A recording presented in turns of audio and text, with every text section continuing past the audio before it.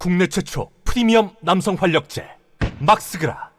지금 언론에 대해서 애완견이라고 아주 정제된 전문 용어를 써서 이재명 대표가 비판을 했는데, 그거 가지고 난리들이야 기자들. 원래 바보한테 바보라 그러면은 바보들 화내요. 똑똑한 사람들한테 바보라 그러면 신경도 안 쓰고 웃고 마는데, 아줌마한테 아줌마라 그러면 아줌마들 화내요. 언론 기자들한테 애완견이 맞는데 애완견이라 그러니까 화가 나는 거지. 그래서 기자협회, 언론노조, 방송기자연합회 이런 데서 이재명의 기자들이 검찰이 애완견이라고 망언한 거를 사과하라고 했대요. 애완견 자격지심 느끼는 거지. 요 애완견들의 면면을 봐라. 윤석열한테 아부 떠는 애들 쪽팔린 줄 알아야지. 이래서 먹고 사는 게 자괴감 안 느낄까? 윤석열의 실체가 안 보일까? 기자라면은 윤석열 실체 당연히 보이지. 조국을 죽이게 하던 애들이 조국이 적폐 쪽에 줄 서니까 바로 윗선에서 조국 핥아줘라, 마구 핥아라, 지령 내려오니까 신나게 같이 등산을 가고 산책을 하고 막걸리를 처먹고 마구 핥아. 애완견 맞지. 왜 조국 까던들이 왜 갑자기 조국의 애완견이 되냐. 그러니까 조국은 적폐 쪽에 줄 섰다는 건 이건 빼박이라고. 이재명이 기자들 소환하면은 올까? 이렇게 신나게 맑은 표정으로 사진 찍어주고 막걸리를 같이 처먹어줄까? 예전에 조중동이 박근혜 빨아줬어요. 이 사람 깜빵 갔을걸? 수산업자한테 돈 받고 있다던데. 어찌됐건 영어, 중국어에 프랑스어도 유창. 간단한 영어, 중국어, 프랑스어 단어, 문장 얘기한 거 가지고 유창하다고. 두 가지 패션에 숨은 최신 유행 핥다가 쓰러지겠다. 최고는 서로 닮는다. 박근혜랑 김연아가 닮았대요. 최고니까.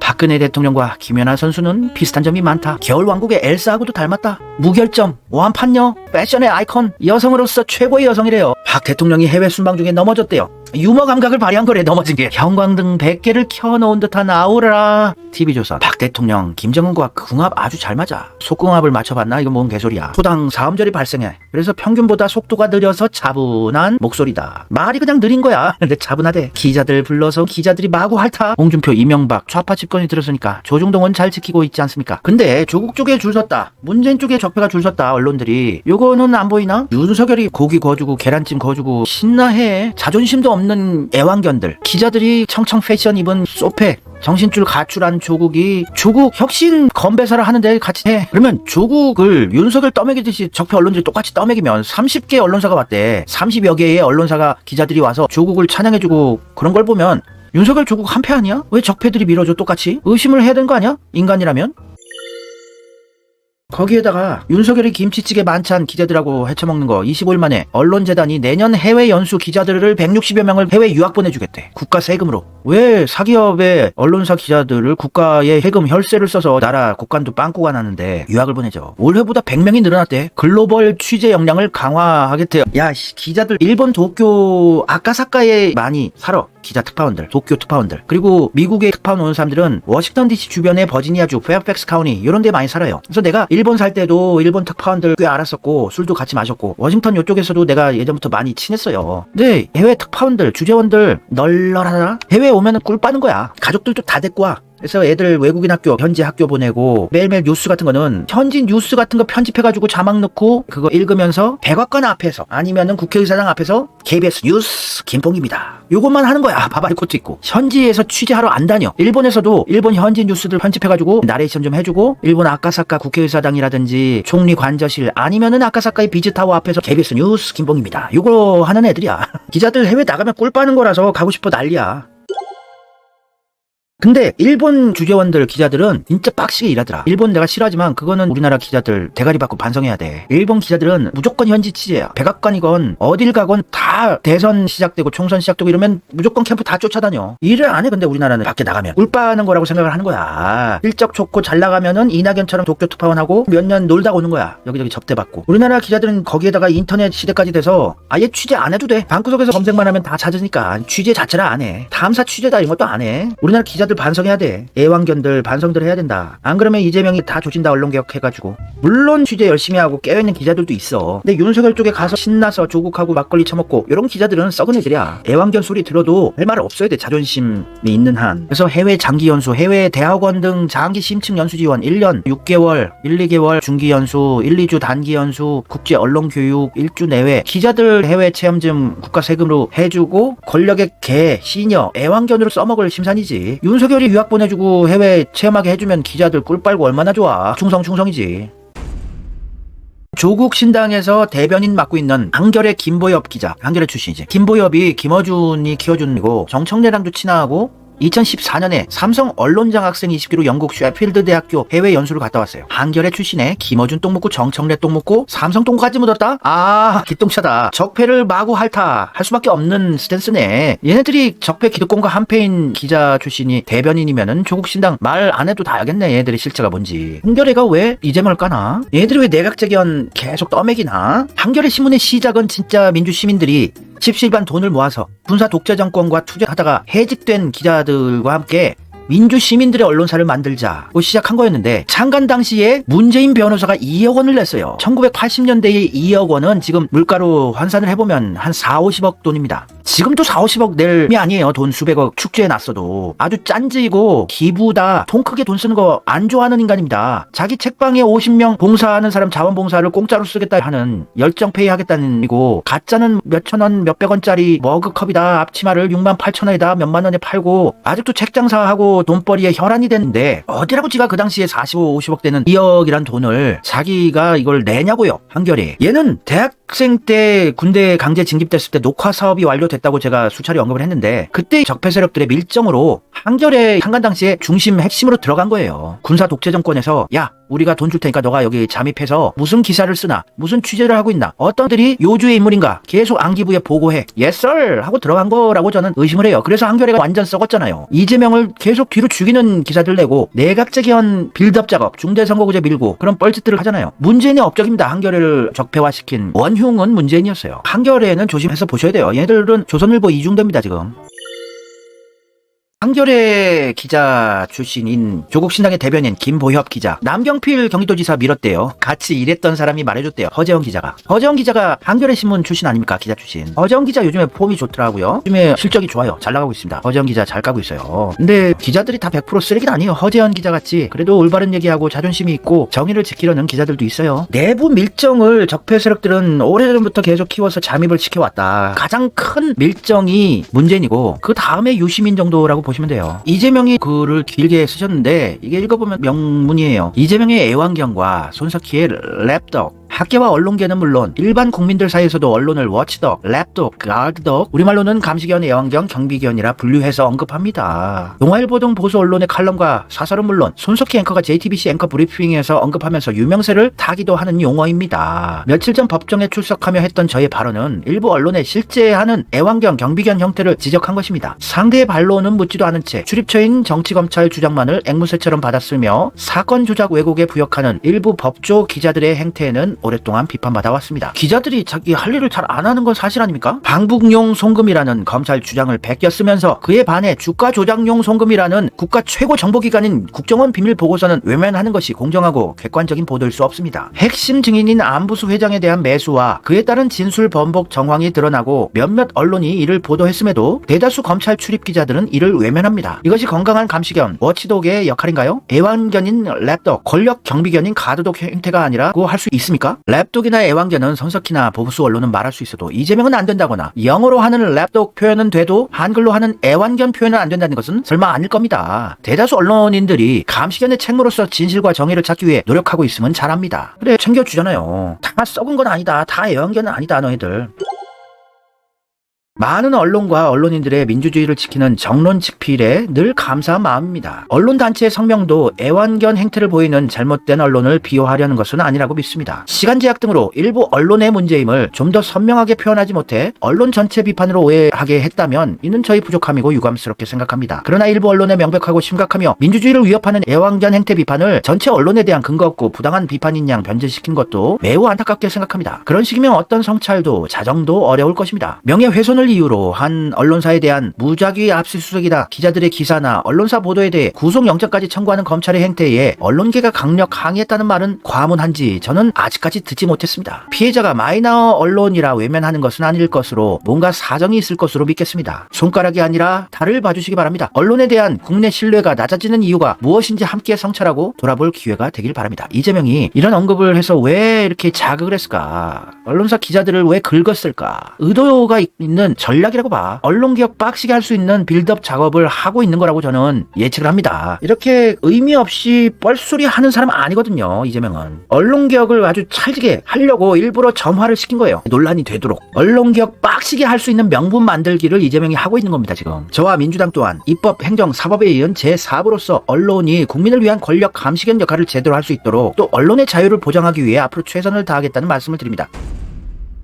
이게 단순히 화나서 짜증나서 기자들 깔려고 애완견이라는 표현을 쓰면서 모멸한 게 아니고 이재명은 천재 전략가야. 빌드업 스텝 바이 스텝이 시작이 된 거라고. 언론개혁 기똥차게 하려고 얘들의 심기를 일부러 건드리고 요거를 논란을 쟁점화시키면서 얘들 잡아 족치겠다는 거야. 왜냐면 언론개혁이 최우선 과제라고 난 보거든. 검찰개혁보다 언론개혁이 먼저 돼야 돼. 왜냐면은 올바른 보도를 안 해주고 자꾸 정치질을 하고 선동질을 하고 구라 가짜뉴스들을 계속 퍼나르면서 민주개혁 세력들을 압박하고 죽이기 작업들을 하니까 언론사들이 이거를 지켜보는 것도 꿀잼각이야. 이재명이 앞으로 어떤 빌드업을 해 나가면서 언론 개혁할 명분을 만들어서 얘들 조질까. 언론 개혁도 시작이 됐다고 보면 돼. 이재명의 전략에서. 이재명은 미친듯이 칼질하고 무식하게 시원시원한 개혁한 사람 아니야 원래. 결과물들만 이재명 해온 것만 보고 시원시원하다고 생각을 했었지. 이재명은 원래 차곡차곡 빌드업해서 얘들 개혁 당한지도 모르는 사이에 개혁을 해버리는 사람이라고. 나는 애완견 발언은 굉장히 의도적으로 전략적으로 시작한 거라고 보고 얘들 언론들의 심기를 일부러 자극시키면서 쟁점화시키고 얘들을 개혁할 명분 만들기를 하고 있는 작업이라고 저는 판단을 합니다. 이재명이 원래 성남시장 때는 시원시원한 발언을 했긴 했지만 지금은 관록이 생기고 짬밥이 있어서 일부러 언론 자극하는 발언들 안 한다고. 과격하게. 왜 굳이 애완견 발언하라고 강력하게 기자들 빡돌게 했을까? 명분 만들기라고 봐요. 조만간에 기똥찬 언론 개혁이 될 거라고 우리가 기대를 해볼 수 있는 거예요.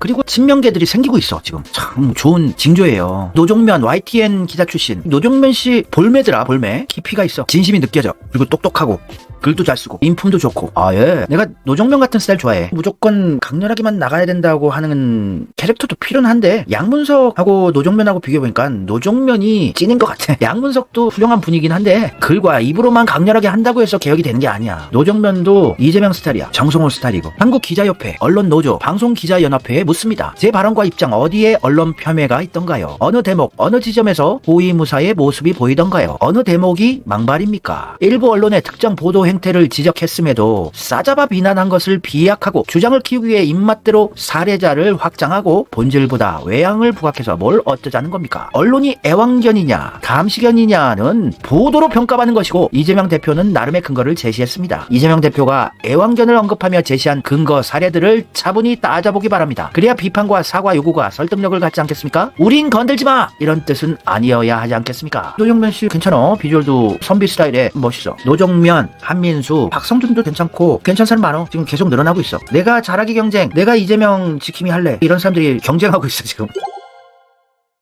최경영 씨가 올바른 얘기를 했어. 애완견, 랩덕이란 표현이 기분 나쁘시다면 기득권의 수호견, 가드덕이란 표현도 있습니다. 그것도 얹어넣으시면 주요 이슈에는 그냥 눈을 감는다는 잠자는 개, 슬리핑덕이라는 표현도 있고요. 은유적 표현에 발끈하는 이유는 그 표현이 꽤 적확하다는 뜻이겠지요. 기자들을, 애완견들을 조롱을 하는 최경영 괜찮네요. 야, 언론에 대해 다른 멋진 표현 없냐? 예, 있지요. 권력에 대한 감시견, 와치덕 뿐만 아니라 최고의 탐사보도 기자들에게 주로 칭해지는 외로운 늑대, 런 울프라는 표현도 있습니다. 다 개과지요. 뭐 그렇습니다. 우리가 남 비판할 때는 엄청 센 소리도 많이 하는데요. 왜 우리는 남이, 정치인이, 특히 민주당 정치인들이 언론에 대해 비판할 때는 그렇게 역정을 내시는지요? 만만하니까 그런가요? 박근혜 탄핵당하기 직전 양손을 단정히 허리춤에 갖다 대고 고분고분 이야기를 듣던 청와대 기자들, 김치찌개 한 그릇 추가요를 외치면서 나이스 샷으로 아직도 공짜 골프 많이 치는 여러분 기자들, 그 자체가 기득권의 수호견들이자 대통령의 애완견이자 주요 이슈에는 눈 감고 검찰 말, 권력 말만 진실로 믿고 받아쓰는 슬리핑 덕이자 변방의 기득권 그 자체가 아닙니까? 아, 이것도 기분 상하시겠습니다. 변방의 기득권이라 해서 기득권 그 자체라고 혹시 착각하실 수도. 예, 그렇다면 그렇게 생각하시면서 그렇게 사시고